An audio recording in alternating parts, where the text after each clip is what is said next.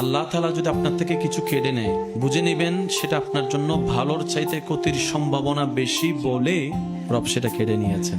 রব দেখছে আমার বান্দা থেকে যদি এটা আমি কেড়ে নিই, সে কষ্ট পাবে 2 বছর, কিন্তু এটা যদি বান্দার কাছে থেকে যায় কষ্ট পাবে আজীবন। এমন মা বাবা কি আছে যে সন্তানের খুশিতে খুশি হতে পারে না? এমন মা বাবা তো নেই। তা আমরা মা বাবা যারা আছে, সন্তানের মা বাবা, এই সন্তানের মা বাবারা সব সময় চেষ্টা করে সন্তানের ইচ্ছাগুলো পূরণ করার জন্য। সন্তানের ইচ্ছা পূরণ করার চেষ্টা করে, স্বপ্ন পূরণ করার চেষ্টা করে।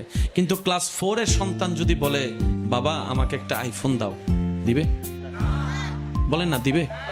সামর্থ্য থাকার পরও দিবে? কেন?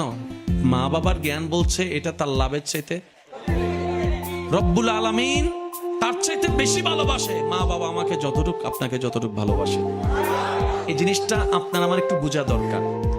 রব সেটাই দেয়, সেটা বান্দার জন্য, যেটা বান্দার জন্য কল্যাণ।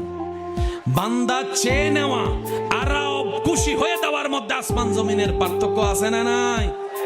কারণ আপনি আমি ভালো মনে করে অনেক সময় 1 নম্বরের জায়গায় 2 নম্বর নিয়ে আসি, আর রব যখন খুশি হয়ে যাচাই করে দিবে তখন সেটা 2 নম্বর হওয়ার সুযোগ নাই।